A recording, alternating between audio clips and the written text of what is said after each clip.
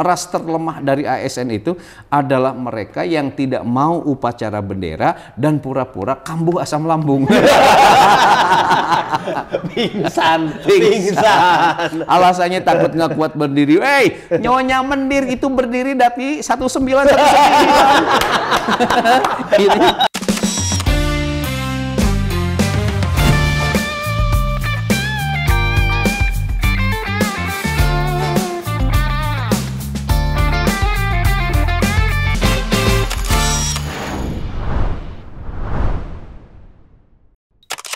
Assalamualaikum warahmatullahi wabarakatuh. Waalaikumsalam warahmatullahi wabarakatuh. Selamat datang dan selamat bergabung bersama saya Bren. Saya Aang Ridwan. Di program kesayangan kita semua, apalagi kalau bukan Kulkas. Kuliah ringkas. Satu-satunya kuliah yang gak bikin boring, gak usah ngontrak SKS dan bayar UKT. Namun meskipun ringkas, insya Allah berkelas dan berkualitas. Karena Kulkas ngademin topik-topik panas bukan pakai nafsu, tapi pakai ilmu dengan bimbingan wahyu. Kulkas seru kajiannya, seri sajiannya. Kulkas ngadem yuk. Pak Haji Aang ya, saya belakangan ini sedikit agak terganggu kalau buka sosial media. Karena isinya rame banget Pak Haji Aang. Berisik. Mulai dari isu kenaikan pajak. Belum lagi Agus. Agus kan macam-macam Pak Haji. Ada Agus ini, ada Agus itu, macam-macam. Pokoknya berisik banget Pak Haji Aang. Sehingga saya jadi mikir, kayaknya diam itu adalah emas deh. Ini sesuai dengan tema yang akan kita bahas untuk Kulkas kali ini Pak Haji Aang. Diamond itu diam. Keren. Kenapa Pak Haji Aang mengangkat tema ini dan catatan apa yang Pak Haji Aang punya ya terkait diamond itu diam? Silahkan langsung saja sikat. Gini Mang, memang hari ini kita begitu sangat berisik ya. Berisik banget Pak Haji Aang. Dalam Quran surah Ar-Rahman ayat 34, Allah berfirman, khalaqal insan. Allah menciptakan manusia itu 'allamahul bayan dan mengajarinya pandai berbicara. Pandai berbicara. Kemampuan berbicara kita adalah anugerah dari Allah. Karena itu jangan sekali-kali kita bicara, melainkan pembicaraan kita merupakan ekspresi rasa syukur kita kepada Allah atas anugerah kemampuan kita dalam berbicara. Oke. Maka kata Rasulullah, "Man kana yu'minu billahi wal yaumil akhir falyakul khairan aw liyasmut." Siapa saja yang iman pada Allah dan hari akhir, bicaralah yang baik. Kalau tidak bisa bicara baik, maka diamlah. Kenapa? Tempo lalu kita pernah mengkaji aslul adabi al-qalilu minal kalam. Induk dari tata krama adalah sedikit dalam berbicara. Jadi pada saat bicara tuh prinsip pertama supaya tidak berisik, supaya tidak bising. Pertama, dalam narasi agama, prinsip berbicara itu harus baik. Kemudian kalau tidak bisa baik, diam. Tapi ada situasi tertentu, Mang, sebaik apapun pembicaraan kita harus diam di situasi tertentu. Jangan di situasi harus diam, kita hayo we ngocoblak. Kalau itu khawatir kan, salamatul insan pihibdil lisan. Selamatnya manusia karena keterjagaan lisannya. Jadi di situasi tertentu, sehebat apapun kita bicara, tapi kita harus diam, diamlah. Maka diam itu adalah diamond. Diamond ya. Diam itu tapi adalah bagus ya, benar-benar emas.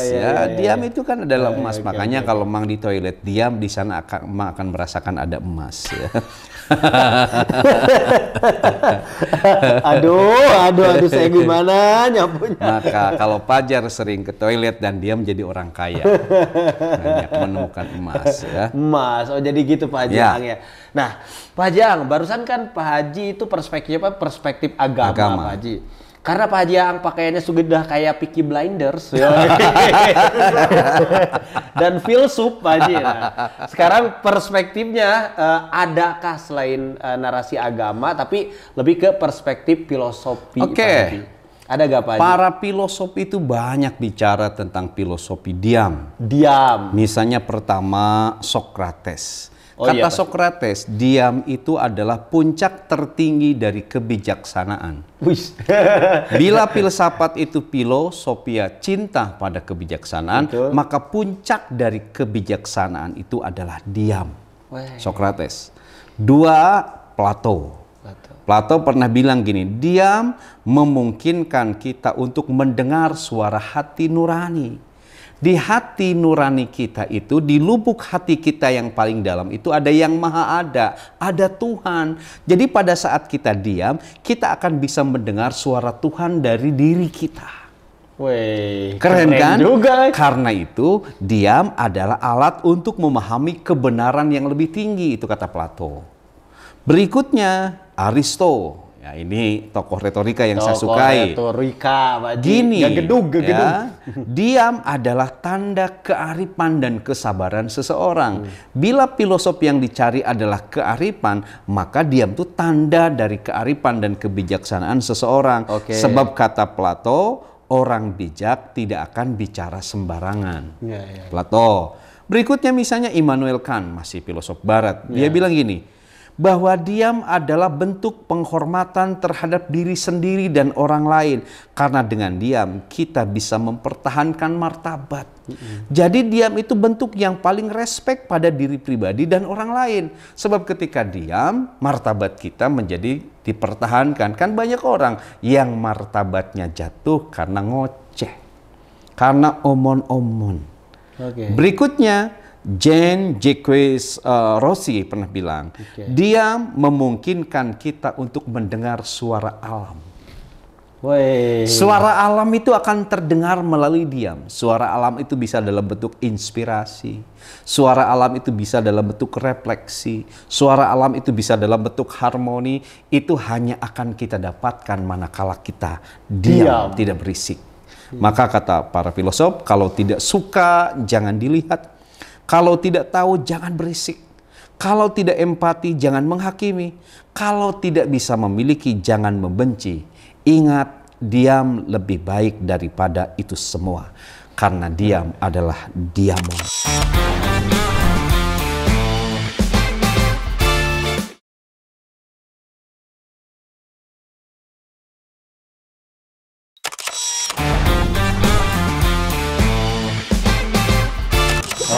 Oke Pak Jang.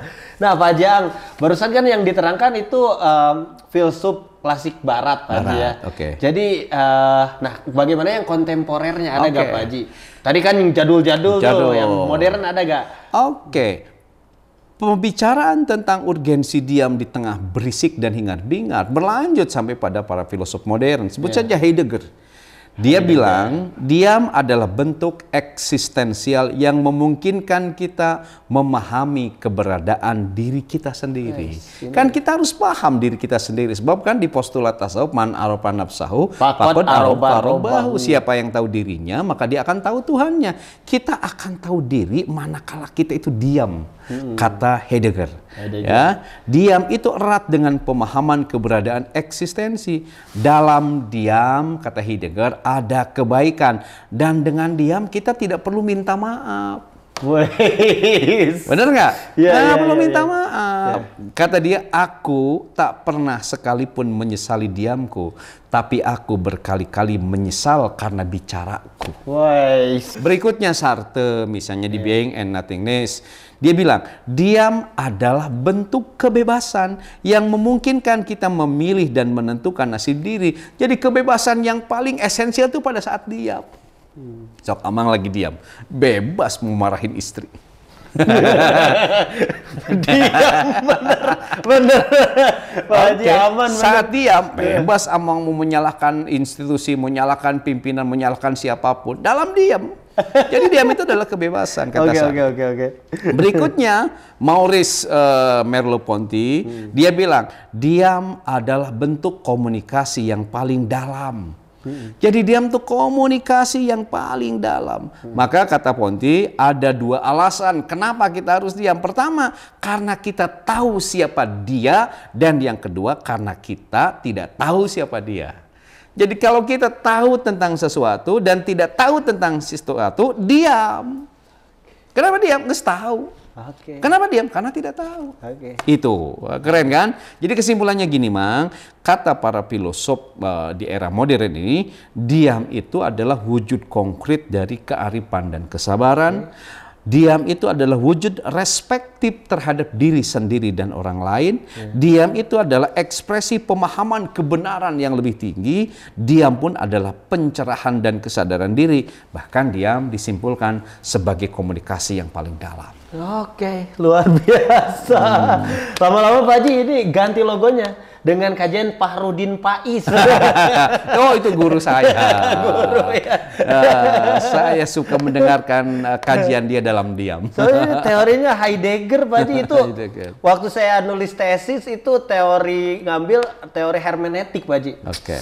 Heidegger luar biasa. Oke Pak Haji Ang, nah sekarang kan diam itu situasional Pak Haji. Betul. Situasional banget dan ada momen-momen tertentu. Kayak filosof narik kesimpulan bahwa diam itu situasional ya. Bener kan? Benar. Harus situasional gitu. Nah, dalam hal apa aja kita harus diam Pak Haji? Oke, saya sepakat. Saya kasih disclaimer dulu bahwa diam itu baik situasional. Betul. Ada kalanya di situasi tertentu kita harus diam. Nah, pertama, Mang, bahwa situasi yang menuntut kita diam dalam situasi ritual atau situasi sakral. Mana contohnya? Saat sholat. Ibadah. Oke. Istri Amang lagi sholat, Amang harus diam. Jangan istri lagi sholat, Amang tiba-tiba ngomong, we kukulutus individu, balik kerja, makanan. Kan kasihan istri. Mau sholat khusyuk teu bisa, rek protes teu bisa. Atau sebaliknya. Saya lagi sholat, istri saya ngomong sana kemari. Satu. Dua, kalau Amang sholat jamaah di masjid, nih Mang sholat jamaah di masjid, ikuti imam diam. Jangan gini, ini sholat manuk suki. Manuk ya. Rilat Pak Haji, banyak banget yang kayak gitu Pak Haji. Saya di Mekah dulu pernah, karena ingin khusyuk lagi sholat di kaki Ka'bah tuh. Saya baca at-tahiyat, sholat, thayyibat. Saya ingin khusyuk. Tapi sebelah saya ada orang penduduk lokal sana. Itu kan nggak boleh Pak Haji kan ya? Langsung dia ngamak. Ahe antum taswis. Saya nggak ngerti. Mau taswis kata saya. Kata dia, ada min amali syaitan. Itu adalah amal setan. Jadi taswis itu kucuas kecewis pada saat kita sholat. Iya. Amal medal kurban. Itu namanya itu apa kata? ASMR. Sholat ada ASMR-nya Pak Haji. Jadi jangan sampai karena kita ingin sholat khusyuk mengganggu kehusuan orang lain. Hingga bacaan sholat kita begitu keras. Dan itu jangan. Bener Pak Haji, keresahan semua orang tuh kadang kayak gitu Pak Haji. Konon katanya Imam Syafi'i pernah nulis artikel tertentu tentang taswis ini. Tentang waswis gitu ya Pak Haji. Kita nanti kaji lebih dalam lagi. Kalau Sobat Kadam punya info, nanti ngasih ke di kolom komen ya. Oke. Kasih info tentang kita. Taswis ini Pak Haji ya, karena ini ganggu banget Pak Haji. Ganggu banget. Karena harus diam. Yang ketiga, diam itu saat berdoa. Pada saat doa bersama dan sama-sama berdoa. Doa bersama kan dipimpin oleh imam. Betul. Nih, lagi tahlilan.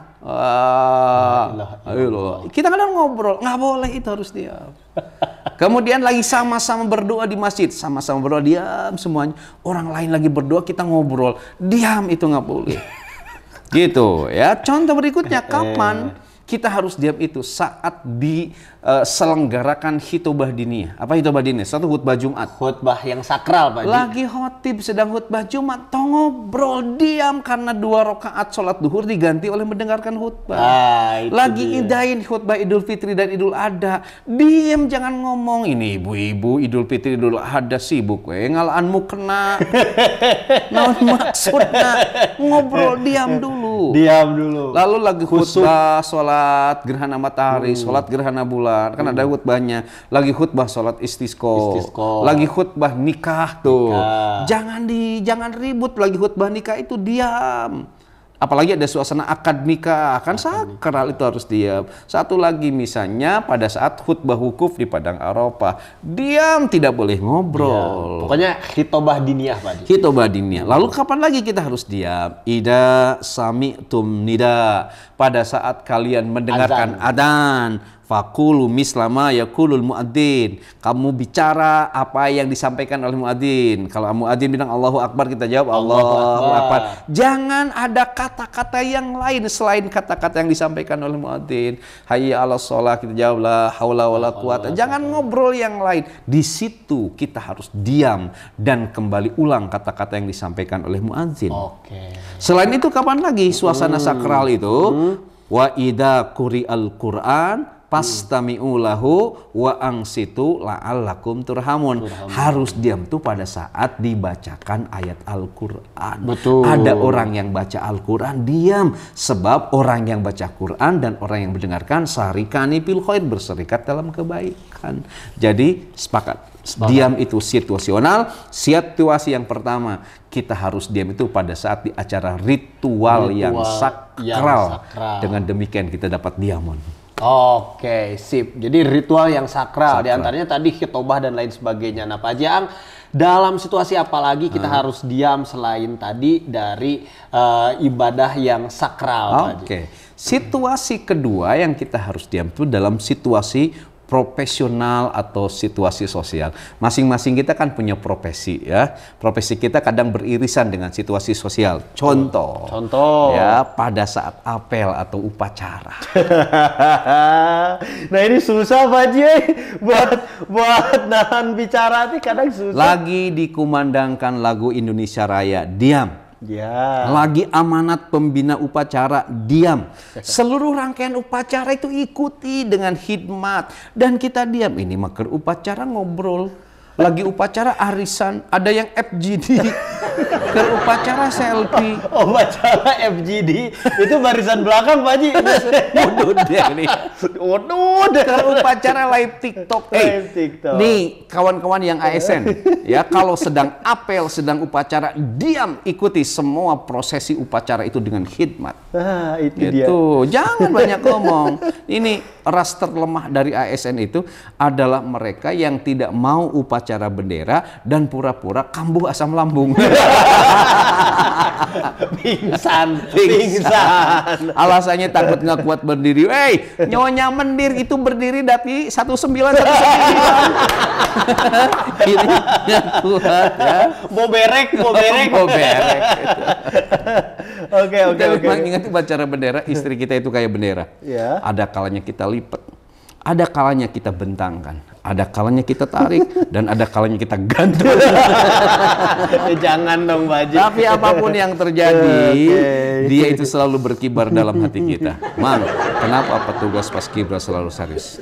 Kenapa Pak Haji? Karena mereka tidak ingin harga dirinya terbang dari tanggung jawabnya. Suasana profesional yang lain, sehebat apapun kita harus diam. Mana? Pada saat briefing, pada saat rapat. Jadi kalau lagi rapat, diam, tong ngobrol. Saat menerima instruksi atau arahan dari pimpinan, ini mah pimpinan lagi ngasih arahan, ngobrol gitu. FGD. Ngadon FGD ya. Pokoknya mah semulek apapun instruksi dari atasan, dengekeun, ulah ngobrol. Mamam Baje. Aing mah ya. Oke. Jadi gini, pada saat kita diem, mendengarkan pimpinan ngasih wejangan, ngasih instruksi, ngasih arahan, itu adalah bagian penghormatan kita pada pimpinan. Diem kalau pimpinan lagi ngomong. Contoh lainnya, dalam kegiatan ilmiah, seminar, workshop, stadium general, pelatihan, bila narasumber sedang menyampaikan materi, diam. Kita jangan ngomong, diam kita jadi diamon. Karena kita akan mendapatkan pencerahan dan mendapatkan ilmu daripada narasumber yang sedang bertugas. Tapi kalau sebaliknya, mereka sedang ngasih materi, kita ngobrol, kita gagal fokus, kita mubazir, membuang-buang waktu. Ya, Mang, saya bertanya, kenapa cicak diam-diam merayap? Karena datang seekor nyamuk. Bukan, sebab kalau diam-diam mewek, itu gua Mang. Pas banyak duit ke mayar tukang. Bukan karena yang lain, Pak Jang. Dan kalau diam-diam ngeghosting Mang Dado.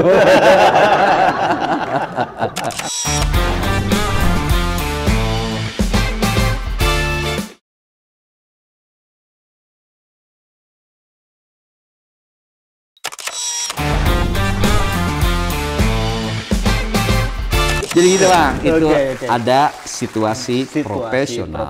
Sosial profesional. Ya. Jadi dari mulai tadi ibadah yang sakral, kemudian sosial profesional. Nah Pak Haji Aang nih ya, kadang kan kita tuh ada kondisinya sedang temperamen, sedang marah, sedang emosional gitu Pak. Karena banyak makan tempe. Jadi temperamen ya. Oke, nah ini mengharuskan kita untuk diam kan Pak Haji? Oke, ini yang paling penting untuk diam. Kita harus diam itu terutama pada saat situasi emosional, Pak Haji. Lagi marah. Kenapa? Al-ghadabu miftahu kulli syarrin. Kata Rasulullah, amarah itu adalah kunci atau pintu dari segala keburukan. Gitu, antagonistik, Mang. Konflik, disharmoni, pertarungan, pertengkaran itu bermula dari amarah. Karena itu kata Rasulullah, laisa syadid bisura'ati. Ya, orang yang kuat itu bukan mereka yang pandai bergulat kayak Habib Nurmagomedov. Bukan. Innama syadid alladzi yamliku nafsa indal ghadab. Pemberani itu, orang kuat itu kata Rasulullah adalah mereka yang bisa mengendalikan dirinya ketika datang amarah. Betul. Jadi di antara cara mengendalikan amarah itu adalah diam. Kata Rasulullah, wa idza ghadiba ahadukum, ketika amarah membuncah di dalam dadamu, ketika tensi emosi begitu sangat tinggi, falyaskut, maka kamu diam. Oke. Jika salah seorang di antara kita merasakan amarah dalam tensi yang sangat tinggi, lalu kita bisa diam, maka diam itu adalah diamond. Kalau sudah mendapatkan diamond, kita tidak akan pernah khawatir, sebab diamond itu akan selalu berharga. Mana kata Rasulullah, la tagdob walakal jannah. Janganlah kalian marah, diamlah pada saat kalian marah, walakal jannah, maka sorga bagimu. Jadi diam dalam situasi emosional. Saya mau bertanya, Mang, kenapa cicak diam-diam merayap? Karena tadi Pak Haji. Bukan. Karena kalau diam-diam mengesahkan itu adalah anggota dewan. Tiba-tiba 12%. Tiba-tiba diturunkan lagi 11%. Tapi Mang, uhti itu sangat suka pada ikhwan yang pendiam. Iya, kenapa? Diam-diam ngasih bunga. Diam-diam ngasih hadiah. Diam-diam transfer. Diam-diam ngasih kunci mobil dan kunci rumah. Waduh. Semua serba diam-diam Pak Haji Aang ya, oke? Bang Dado itu cowok pendiam, diam-diam selingkuh. Enggak dong Pak Haji. Dia setia sama Bu Ois ya. Oke, jadi gitu Pak Haji Aang ya. Itu mah. Jadi la tagdob walakal jannah. Nah Pak Haji Aang, sekarang berbicara terkait nilai gunanya, manfaat ketika kita bisa diam dalam situasi tadi, ibadah sakral, sosial profesional, dan lagi emosional. Apa Pak Haji manfaatnya? Diam dalam segala situasi, terlebih dalam situasi sakral, situasi ritual, situasi profesional, situasi sosial, apalagi dalam situasi emosional. Pertama, manfaatnya itu tajannubus syara'id, terhindar dari konflik. Jadi kalau kita pinter diam dalam situasi emosional dan situasi apapun, kita itu akan terhindar dari konfliktual. Kita tidak akan jadi objek yang antagonistik ya. Maka ada quote gini, jadilah seperti bumi, menopang meski diinjak dan disakiti, memberi meski dihujani, dan diam meski dipanasi. Itu harusnya masuk ke kata-kata ngadem Pak Haji. Harusnya ya. Itu pertama, jadi tajannubus syara'i. Yang kedua, buah dari kemampuan kita diam dalam segala situasi. Kata para ulama berikutnya, tajannubut tawatturi wal qalaq. Terhindar dari stres. Terhindar dari tekanan. Kalau kita pinter menjaga lisan kita, lalu kita diam ya, terutama dalam situasi tertentu, kita tidak akan jadi orang yang hidup dalam tekanan, tidak akan stres. Ya, kenapa? Sebab stres itu kan lazimnya dari konflik. Stres itu lahirnya dari apa? Dari polemik. Stres itu munculnya dari apa? Dari pertengkaran. Pertengkaran munculnya dari apa? Karena kita tidak mampu diam. Jadi kalau kita mampu diam, terhindar dari stres. Maka ada quote lagi, diam adalah pamitan yang membebaskan. Pamitan yang membebaskan. Udah deh, diem aja Pak Haji. Itu artinya adalah pamitan. Berikutnya yang ketiga, buah pada saat kita bisa diam, kata para ulama, al-hifadu alal karamati wal izzati. Luar biasa. Kita akan terhindar dari jatuhnya harga diri. Oke, kita kan begitu capek mempertahankan harga diri.